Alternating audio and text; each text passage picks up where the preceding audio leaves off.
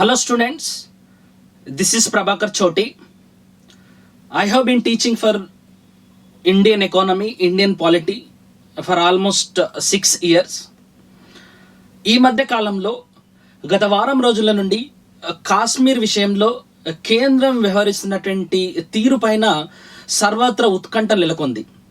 దీనికి సంబంధించి కాశ్మీర్లో నెలకొంటున్నటువంటి వివిధ పరిణామాలు, సైనికులని మోహరించడం కానీ, నీట్ను బంద్ చేయడం కానీ, తర్వాత విద్యార్థులను వెనక్కి పంపడం కానీ, టూరిస్టులను వెనక్కి పంపడం కానీ, అండ్ ఆల్రెడీ కాశ్మీర్లో ఇప్పుడు రాష్ట్రపతి పాలన ఉండడం కానీ, నిన్న జరిగినటువంటి ఆల్ పార్టీ మీటింగ్లో అందరూ కాశ్మీర్ లీడర్లు స్వయం ప్రతిపత్తి కోసం మేము ఎంతకైనా తెగిస్తామని అనడం కానీ, తర్వాత పార్లమెంట్ సెషన్స్ని ఎక్స్టెండ్ చేయడం కానీ, తర్వాత ఈరోజు క్యాబినెట్ మీటింగు ఈ కాశ్మీర్ కోసమే అంటూ ప్రతిరోజు అంటే ప్రతి వారము బుధవారము సాంప్రదాయంగా జరిగేటటువంటి క్యాబినెట్ మీటింగు సోమవారానికి కుదించడం అండ్ కాశ్మీర్లో 144 సెక్షన్ విధించడం, వీటన్నిటి మూలంగా అసలు కాశ్మీర్లో ఏం జరుగుతుంది, ఎందుకు జరుగుతుంది, అసలు కాశ్మీర్కు ఇంత ప్రత్యేకత ఎందుకుంది, అసలు ఈ ఆర్టికల్ 370 అంటే ఏంటి, ఆర్టికల్ 35A ఏం చెప్తుంది, అసలు కాశ్మీర్ మన దేశంలో ఏ రకంగా విలీనమైంది, అండ్ ఇప్పుడు ఏ సాధ్యాలు ఉన్నాయి, న్యాయ నిపుణులు ఏమంటున్నటువంటి ప్రతి విషయాన్ని మీ ముందు ఉంచడానికి ఈ పర్టికులర్ వీడియో చేస్తున్నాను. దీంట్లో భాగంగా మొట్టమొదటిగా అసలు కాశ్మీర్ యొక్క ఏర్పాటు ఎట్లా జరిగింది, దాని తర్వాత దానికి ఉండేటటువంటి రాజ్యాంగబద్ధ నియమాలు ఏమున్నాయి, దాంతో పాటుగా భారత్ పాక్ సంబంధించి కాశ్మీర్కు సంబంధించి ఉన్నటువంటి వివాదాలు ఏంటి, కేంద్రము ఈ పర్టికులర్ కాలంలోనే అంటే ఈ పర్టికులర్ సీజన్లోనే కాశ్మీర్ పైన ఎందుకు చర్యలు అనుకుంటుంది, కాశ్మీర్లో ఎందుకు చేంజెస్ తీసుకురావాలని అనుకుంటుంది, తర్వాత మౌంట్ బాటన్ అంటే last governor general of India కాశ్మీర్కు సంబంధించినటువంటి అంశంలో ఎట్లా స్పందించిండు, నెహ్రూకి పటేల్కి వచ్చినటువంటి వివాదాలు ఏంటి, అండ్ దీంతో పాటు మరి ఈ పర్టికులర్ దానికి అంటే కాశ్మీర్కు ప్రత్యేక రాజ్యాంగ హోదా కానీ ప్రత్యేక ప్రతిపత్తి కానీ ఎట్లిచ్చిరు, ఇది ప్రత్యేకమైనదా తాత్కాలికమైనదా మరి ఇంకేదైనా ఉందా, తర్వాత ఆర్టికల్ 35A ప్రకారం శాశ్వత నివాసులు ఎవరు, ఇప్పుడు ఆర్టికల్ 35A అమెండ్మెంట్ చేయాలన్నా, ఈ అంటే కాశ్మీర్కు సంబంధించినటువంటి సరిహద్దులను అమెండ్మెంట్ చేయాలన్నా, ఆర్టికల్ 370ని డిస్టర్బ్ చేయాలన్నా కేంద్రం ముందున్నటువంటి సాధ్యాలు ఏంటి, క్యాబినెట్ మీటింగ్ లో ఏం జరిగేటటువంటి అంశాలను మనం చర్చిద్దాం. మొట్టమొదటిగా కాశ్మీర్ అంటే భారతదేశానికి 1947లో స్వాతంత్రం వచ్చింది. 47లో స్వాతంత్రం వచ్చినప్పుడు అంటే బ్రిటిష్ గవర్నమెంట్ ఏం చేసిందంటే గవర్నమెంట్ ఆఫ్ ఇండియా యాక్ట్ అని చెప్పేసి ఒక చట్టాన్ని తీసుకొచ్చింది. Government of India act of 1947 అని అంటారు. ఈ government of India act of 1947 3 ప్రతిపాదనలు చేసింది. ఏం ప్రతిపాదనలు చేసిందంటే మొట్టమొదటిగా పాకిస్తాన్ని ఇండియాని విడగొట్టింది. అంటే 2 ప్రత్యేక దేశాలు ఆగస్టు 15, 1947కి విడిపోయిన తర్వాత భారతదేశం పాకిస్తాన్ దాన్ని అఖండ భారత్ అని అంటారు. దీంట్లో బంగ్లాదేశ్ లో నుండి కూడా కొన్ని ప్రాంతాలు కలిసాయి. ఈ అఖండ భారత్ లో దాదాపుగా 540కి పైగా, కొంతమంది 570 అంటారు, కొంతమంది 590 అంటారు, బట్ లీగల్ గా అఫీషియల్ గా ఉన్నటువంటి నెంబర్ ఎంతంటే 540 పైగా స్వతంత్ర సంస్థానాలు ఉండే, అంటే వీటినే ప్రిన్స్లీ స్టేట్స్ అని అంటారు. ఆ స్వతంత్ర సంస్థానాలలో హైదరాబాద్ నిజాం సంస్థానం కానీ, జునాగఢ్ సంస్థానం కానీ, కాశ్మీర్ సంస్థానం కానీ, మరాఠా సంస్థానం కానీ, ఇట్లా 540 సంస్థానాలు ఉండే. ఈ 540 సంస్థానాలకు పైగా ఉన్నటువంటి సంస్థానాలకు గవర్నమెంట్ ఆఫ్ ఇండియా యాక్ట్ 3 ప్రతిపాదనలు చేసింది. ఏంటా 3 ప్రతిపాదనలు అంటే, ఒకటి మీరు కలిసిపోతే పాకిస్తాన్ తోటి కలిసిపోవచ్చు, మీకు ఆ స్వతంత్రత ఉంది ఈ యాక్ట్ ప్రకారం. 2, మీరు కలిసిపోతే భారతదేశంతో కూడా కలిసిపోవచ్చు. మీరు భారతదేశంతో కలిసిపోతే మీరు భారతదేశంలో భాగస్వాములు అవుతారు, పాకిస్తాన్లో కలిసిపోతే మీరు పాకిస్తానీ వాసులు అవుతారు. ఒకవేళ ఈ 2 దేశాలతోటి కలిసిపోకుండా యథాస్థత స్థితిని కొనసాగిస్తూ ఒక స్వతంత్ర దేశంగా కూడా మీరు ఉండొచ్చు అని చెప్పేసి మరి గవర్నమెంట్ ఆఫ్ ఇండియా యాక్ట్ అనుమతిచ్చింది. దీంట్లో భాగంగానే మన దేశంలో అన్ని సంస్థానాలను విలీనం చేయడానికి మరి అప్పటి హోంమంత్రి సర్దార్ వల్లభాయ్ పటేల్ ఆధ్వర్యంలో ఒక కమిటీ బయలుదేరి మరి వాటన్నిటిని విలీనం చేసేటటువంటి ప్రక్రియలో ఆల్మోస్ట్ విజయం సాధించింది. కానీ జునాగఢ్కి సంబంధించి కానీ హైదరాబాద్కు సంబంధించి కానీ కాశ్మీర్కు సంబంధించి కానీ ఇవి సఫలం కాలేదు. ఆ క్రమంలో ఏం జరిగింది అని అంటే హైదరాబాదు స్వతంత్ర దేశంగా ఉండడానికి మొగ్గు చూపింది. దీన్ని సెప్టెంబర్ 17, 1948లో ఆపరేషన్ పోలో ద్వారా దాన్ని భారత్లో విలీనం చేసుకురు. ఇక్కడ ఏ దేశంతో సరిహద్దు లేదు కాబట్టి మనకు ప్రాబ్లం లేకుండే. జునాగఢ్లో కూడా ప్రజాభిప్రాయ సేకరణను పెట్టి దాన్ని భారత్లో విలీనం చేసుకురు. ఇంకా మిగిలింది ఏంటి? కాశ్మీర్. మరి ఈ కాశ్మీర్కు ఒక హిందూ రాజు హరిదేశ్ అనే అతను మరి ఈ పర్టికులర్ కాశ్మీర్ను పాలించేటోడు. ఇక్కడ మరి మనకు షేక్ అబ్దుల్లా అనేటటువంటి ఒక వ్యక్తి ఈ పర్టికులర్ కాశ్మీర్ని ఏలాలి అని చెప్పేసి మరి కలలు కంటున్నటువంటి వ్యక్తి. కాశ్మీర్ ఎప్పటికైనా ప్రత్యేక దేశంగా ఉండాలని చెప్పేసి. అండ్ కాశ్మీర్లో మెజారిటీ ప్రజలు ముస్లింలు ఉండేవాళ్ళు. అందుకోసము ఈ కాశ్మీరు హరిదేశ్ ఏం చేసిండు అని అంటే యథాతథ స్థితి అంటే మేము ఇప్పుడు ఏ రకంగా అయితే ఉన్నామో ఆ రకంగానే ఉండదలుచుకున్నాము అండ్ యథాతథ స్థితిని మేము కొనసాగిస్తాము. మేము పాకిస్తాన్ తోటి కలవము, ఇండియా తోటి కలవము అని చెప్పేసి ఒక ప్రకటన చేసిండు. అప్పటికి ఎప్పుడైతే యథాతథ స్థితి ప్రకటన చేసిండో అప్పుడు ఏం జరిగింది అని అంటే పాకిస్తాను జమ్మూ అండ్ కాశ్మీర్లో ముస్లింలు ఎక్కువ సంఖ్యలో ఉంటారు కాబట్టి ఈ జమ్మూ అండ్ కాశ్మీర్ మా సొంతం అయితే భద్రతా పరంగా కానీ మరియు రక్షణ పరంగా కానీ మాకు రక్షణగా ఉంటుంది అనేటటువంటి ఉద్దేశంతో అక్కడ పస్తూన్లు అనేటటువంటి పఠాన్లను గిరిజనులను మరి ఈ కాశ్మీర్ను ఆవహించుకోవడానికి దాడి చేయడానికి ఊసుగొల్పి పాకిస్తాన్ వాళ్ళని పంపింది. ఒకవైపు ఏమో పాకిస్తాన్ నుండి ఊసుగొల్పబడినటువంటి పఠాన్లు కాశ్మీర్ను ఆక్రమించుకోవడానికి ప్రయత్నిస్తారు. అంత బలం కానీ ఈ కాశ్మీర్ కింగ్ దగ్గర లేకపోవడం, దాని తర్వాత భారత్ నుండి తీవ్రమైనటువంటి ఒత్తిడులు. అదే పర్టికులర్ సందర్భంలో పటేల్ ఒక ప్రతిపాదన చేసిండు నెహ్రూ తోటి. ఏమని ప్రతిపాదన చేసిండు అని అంటే చాలా మంది సిక్కులు, ముస్లింలు, హిందువులు అందరూ కూడా భారత్లోకి వలస వస్తారు కాబట్టి ఈ వలస వచ్చేటటువంటి వేల సంఖ్యలో ఉన్నటువంటి ఈ శరణార్థులను కనుక కాశ్మీర్లో కనుక మనం మోహరిస్తే వీళ్ళు పాకిస్తాన్ ఎదుర్కొంటారు కాబట్టి, హిందువులు ఎక్కువ సంఖ్యలో పాకిస్తాన్ ఎదుర్కొంటారు కాబట్టి మనకి సమస్య ఉండదు అని చెప్పేసి ఒక ప్రతిపాదన చేస్తే అప్పుడు నెహ్రూ, షేక్ అబ్దుల్లా ఇద్దరు ఫ్రెండ్స్, అంతరంగిక మిత్రులు అని అంటారు వాళ్ళని. అప్పుడు ఈయన ఆ ప్రతిపాదనకు ఒప్పుకోలే. వాళ్ళు ఏ ప్రతిపాదనతో వస్తారో చూసుకుందామని చెప్పేసి అనుకున్నారు. అప్పుడు ఈ హరి సింగ్ ఈ అటాక్ ను తట్టుకోవడానికి నెహ్రూ వద్దకు పరిగెత్తుకొని రావడం. నెహ్రూ వద్దకు పరిగెత్తుకొని వచ్చినప్పుడు నెహ్రూ 3 షరతులు పెట్టిండు. Okay, Nehru is nothing but ఇక్కడ పటేల్ 3 షరతులు పెట్టిండు. ఏంటి ఆ షరతులు అని అంటే, ఒకటి, మీరు భారత్లో విలీనం కండి. ఇది ఫస్ట్ షరతు, మీరు అయితే భారత్లో విలీనం కండి. రెండో షరతు ఏంటి, మీరిప్పుడు రాచరికం పాలనలో ఉంది కాబట్టి ఇది ప్రజాస్వామ్యంగా పరిడవిల్లాలి. మైసూర్ తరహాలో ఏర్పడినటువంటి రాజ్యాంగము మీ రాష్ట్రంలోకి అమల్లోకి రావాలి అని చెప్పేసి సెకండ్ కండిషన్ పటేల్ పెట్టిండు. ఇంకా 3వ కండిషన్ ఏంటి అని అంటే, ఇప్పుడున్నటువంటి కాశ్మీర్ ప్రధానితో పాటు ఇప్పుడు షేక్ అబ్దుల్లా, ఈ షరియత్ నేత ఎవరైతే ఉన్నారో ఆ షేక్ అబ్దుల్లా కూడా చర్చలకు రావాలి అని చెప్పేసి పెట్టిండు.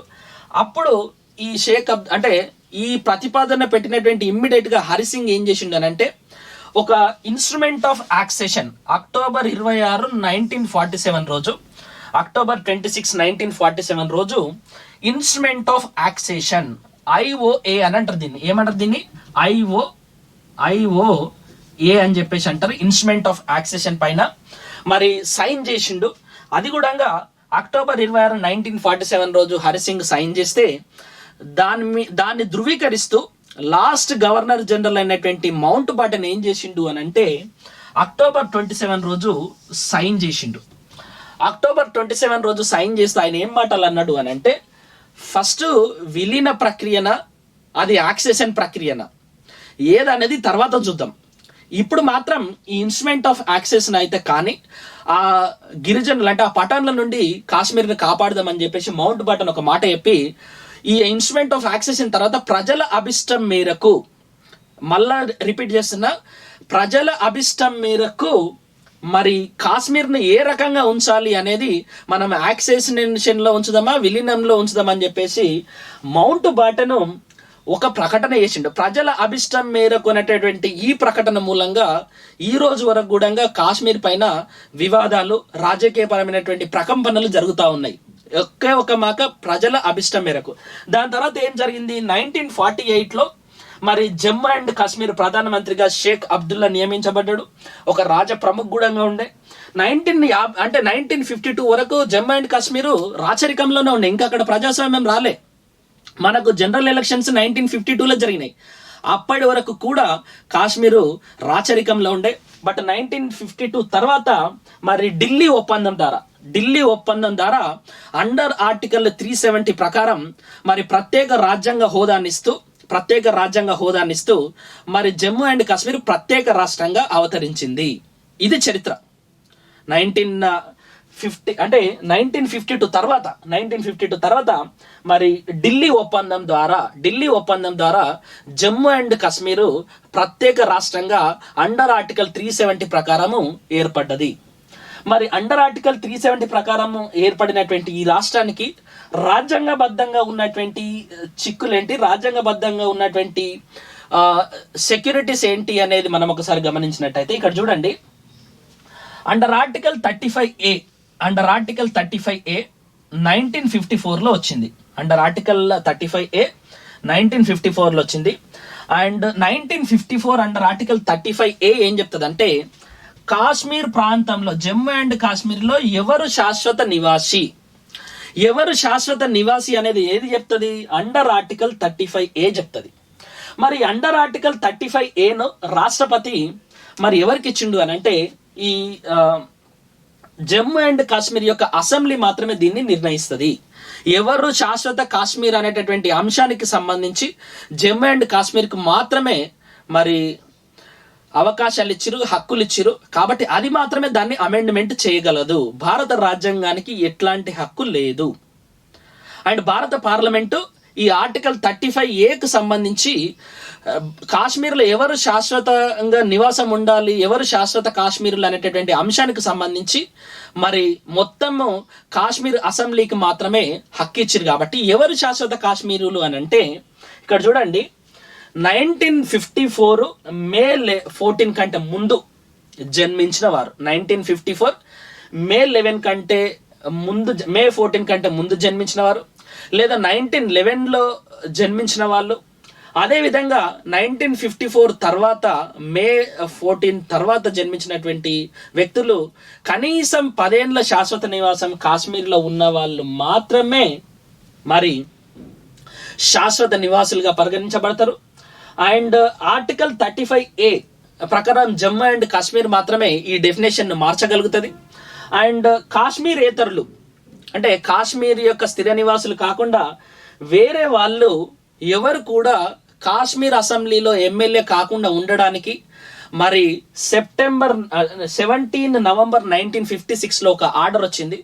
ఆ ఆర్డర్ ప్రకారం కాశ్మీరేతరులు కాశ్మీర్ అసెంబ్లీలో మెంబర్ కావడానికి అర్హత లేదు.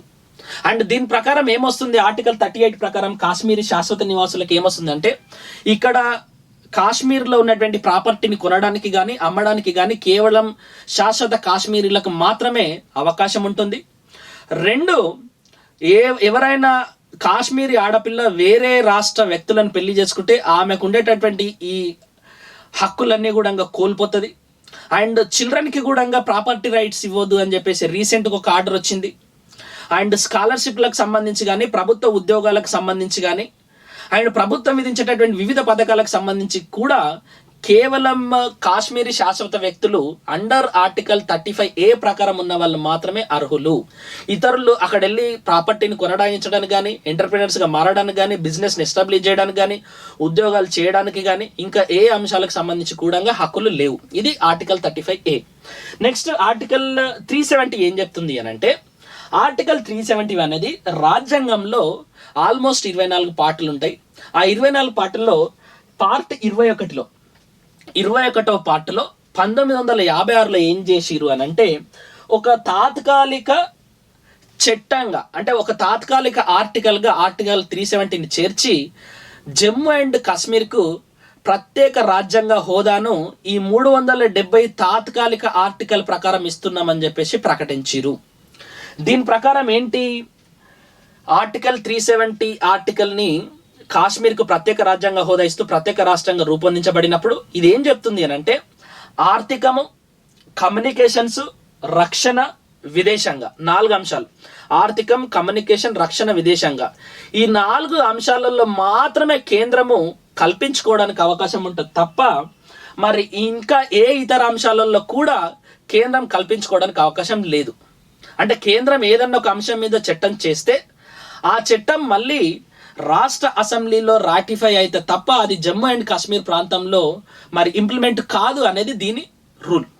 దీంతో పాటు దేశమంతా కూడా ఎమర్జెన్సీ విధించినా కూడా మరి ఆర్టికల్ 360 ప్రకారం ఎమర్జెన్సీ విధించినప్పుడు అది జమ్మూ అండ్ కాశ్మీర్కి అప్లికేబుల్ కాదు. మళ్ళీ ఆ రాష్ట్రంలో ఆ స్టేట్ అసెంబ్లీ రాటిఫై చేస్తే తప్ప అది రాటిఫై కాదు.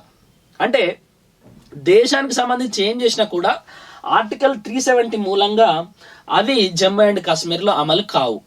దీని మూలంగా ఏం జరిగింది అని అంటే కాశ్మీర్లో ప్రత్యేక వర్గాలు ఏర్పడడం. రీసెంట్గా మినిస్ట్రీ ఆఫ్ హోమ్ అఫైర్స్ ఒక లిస్ట్ తీసింది.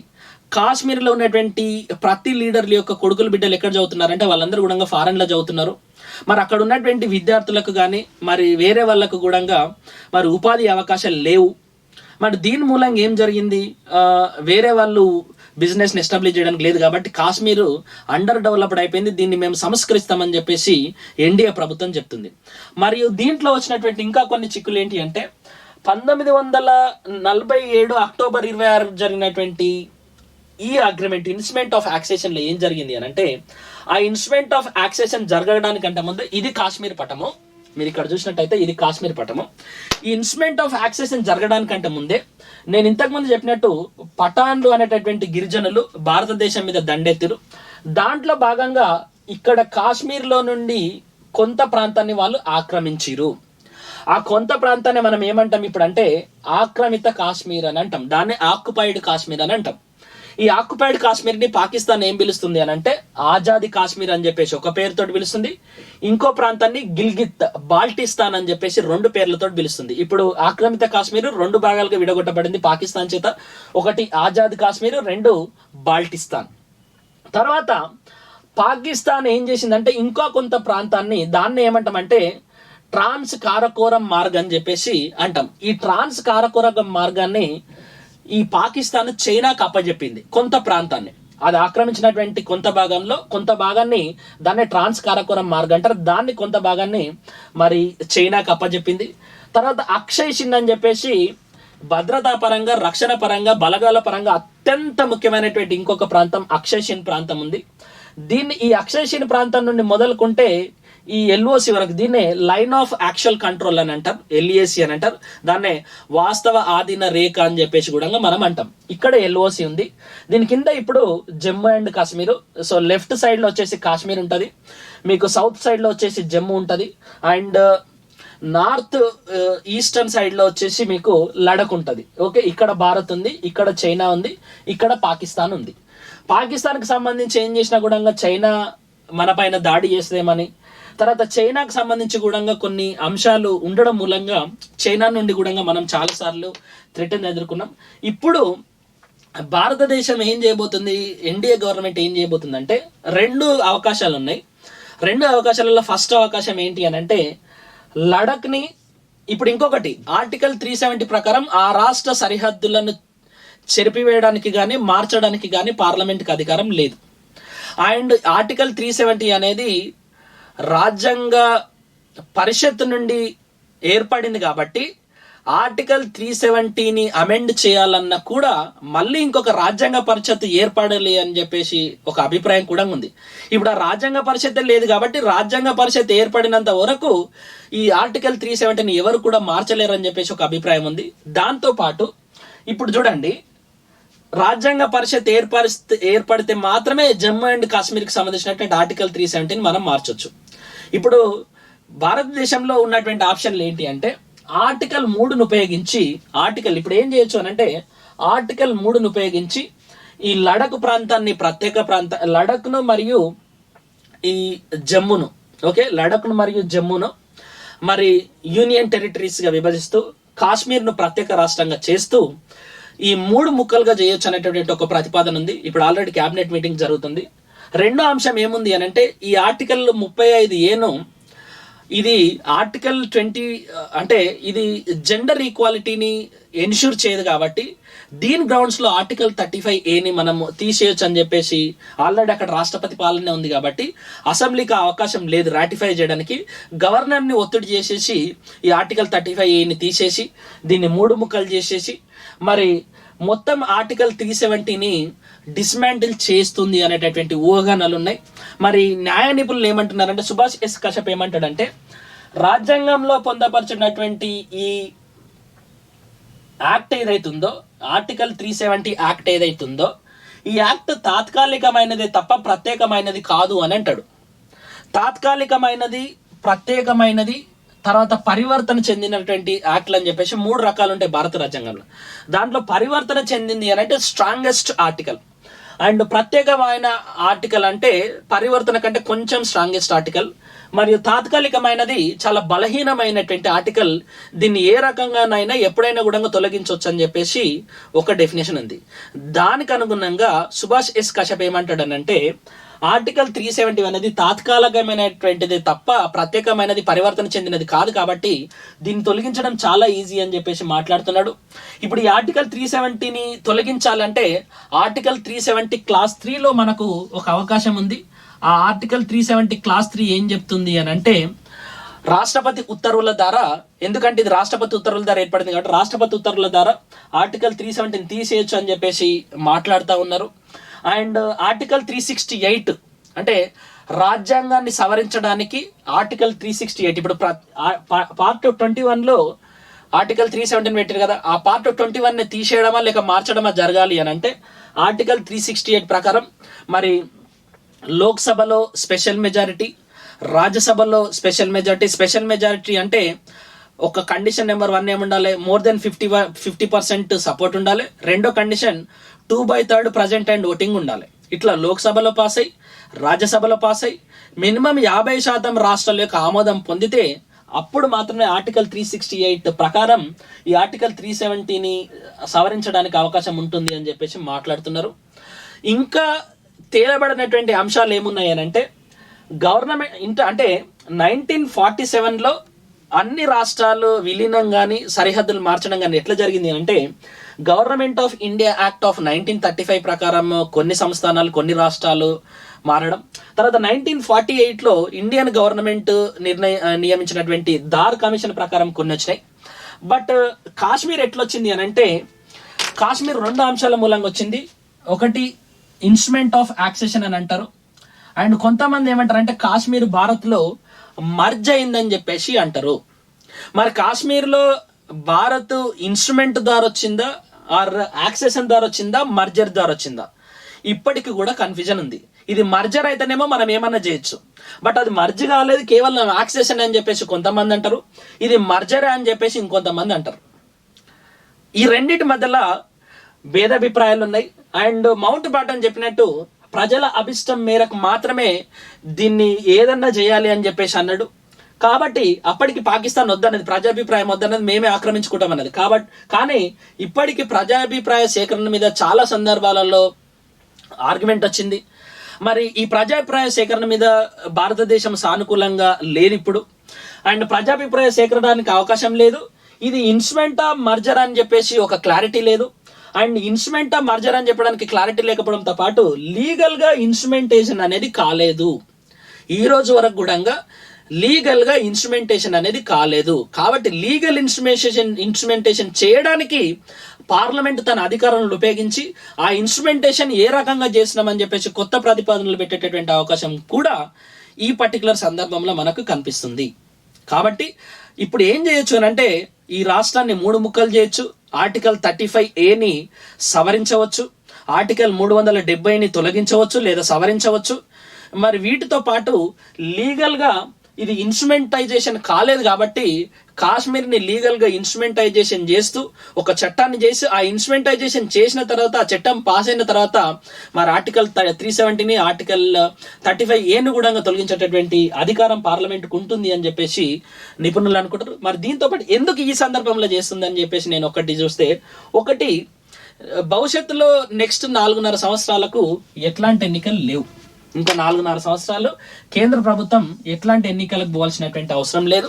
ఇప్పుడు శీతాకాలం వచ్చేది శీతాకాలం కాబట్టి దాదాపుగా ఉగ్రవాద సంస్థలు దీంట్లోకి చొరబడడానికి చాలా ప్రతికూల పరిస్థితులు ఉంటాయి కాబట్టి ఇదొక మంచి కాలం.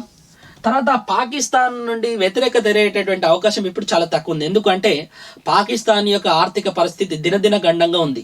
తమను తాము బతికించుకోవడం కోసమే వివిధ దేశాలను తిరుగుతూ మరి పాకిస్తాన్ కాశ్మీర్ పైన అంతర్జాతీయ పరంగా అది ఏ దేశంనైనా కూడగట్టాలన్నా వేరే దేశాలతో నెగోషియేషన్స్ చేయాలన్నా కూడా మరి ఆ థింగ్ చేయలేనటువంటి పరిస్థితిలో ఉంది.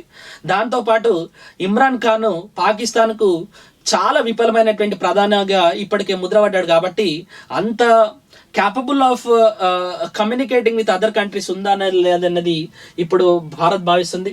తర్వాత బలీయంగా బలగాలి ఎప్పుడు లేనంత విధంగా ఇంతకుముందు బాలకోట్ల చేయడం కానీ సర్జికల్ స్ట్రైక్స్ చేయడం వీటన్నిటి మూలంగా మరి భారత ఆర్మీ చాలా బలంగా ఉంది అని చెప్పేసి కొన్ని సంకేతాలు రావడం. అండ్ ఆల్మోస్ట్ 70 సంవత్సరాల నుండి ఈ కాశ్మీరు ఒక రాచపుండు సమస్య లాగా ఉండడం మూలంగా దీన్ని ఏదో ఒక రకంగా మరి సాల్వ్ చేయాలన్నటువంటి అంశం ఉండడం.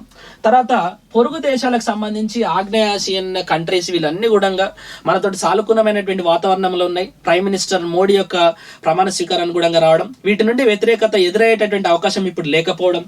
తర్వాత చైనాకు పాకిస్తాన్కి సంబంధించి ఎట్లాంటి ఉత్సాహం లేదు. చైనా కూడా ఏ విధమైనటువంటి ఆర్థిక పరిస్థితులు నాకు లాభిస్తాయనేటువంటి అంశాలలోనే ఉంది కాబట్టి చైనా నుండి కూడా ఎక్కువ అపోజిషన్ ఉండకపోవచ్చు. తర్వాత అమెరికా యొక్క ఆకాంక్ష ఏంటంటే ఈ ప్రపంచంలో ఉన్నటువంటి ఉగ్రవాదాన్ని అంతా కూడా ఎత్తేయాలి కాబట్టి కాశ్మీర్లో ఉన్నటువంటి ఉగ్రవాదాన్ని కూడా మరి ఎత్తేయాలని చెప్పేసి భావించడం మూలంగా అండ్ ట్రంప్ యొక్క టెంపర్తనం ఏదైతుందో కాశ్మీర్లో మేము మధ్యవర్తిత్వం వహిస్తామని చెప్పేసి మాట్లాడుతుండేటువంటి అంశాలు ఏమైనా వాటన్నింటిని కూడా కొట్టివేయడానికి మరి అంతర్జాతీయ పరంగా భారతదేశం ఒక పీస్ఫుల్ ఆబ్లిగేషన్స్ చేయడానికి మరి ఇది సరైన సమయము అని చెప్పేసి భారత ప్రభుత్వం భావిస్తుంది. కాబట్టి ఇప్పుడు కాశ్మీర్ని ఏదో ఒకటి చేసి దీనికి ఒక శాశ్వత పరిష్కారం ఇవ్వాలని చెప్పేసి భావిస్తూ ఉంది. మరి ఏది ఏమైనా కూడా ఆర్టికల్ 370 ఏం చెప్పినా, మరి ఆర్టికల్ 35A ఏం చెప్పినా, భారత కాన్స్టిట్యూషన్ ఏం చెప్పినా, మరి ఇప్పుడున్నటువంటి రూలర్స్ ఏం చెప్పుకున్నా కూడా అది అంతిమంగా భారతదేశ సమగ్రతను దెబ్బతీయొచ్చు, భారత రాజ్యాంగాన్ని నీరుగార్చొద్దు, అండ్ కాశ్మీర్ ప్రజల యొక్క సామాజిక ఆర్థిక సాంస్కృతిక హక్కులను కాలరాయకుండా మరి కాశ్మీర్ ప్రజల యొక్క మినిమం బేసిక్ నీడ్స్ మరి ఫండమెంటల్ రైట్స్ ఏమున్నాయో వాటన్నిటిని కాలరాయకుండా మరి పూర్తి ప్రజాస్వామ్యంగా చేయాల్సినటువంటి అవసరం మాత్రం ఖచ్చితంగా ఉంది అని చెప్పేసి అభిప్రాయపడుతున్నాను. Thank you so much for watching. మీకు ఇంకేమైనా సందేహాలు ఉంటే కామెంట్స్ రూపంలో తెలియజేయండి. అండ్ ఆ కామెంట్స్ రూపంలో తెలియజేసినటువంటి సందేశాలను మళ్ళీ నేను ఈ నెక్స్ట్ వీడియోలో సాల్వ్ చేయడానికి ప్రయత్నం చేస్తాను. Thank you so much for watching. Stay tune for the next video.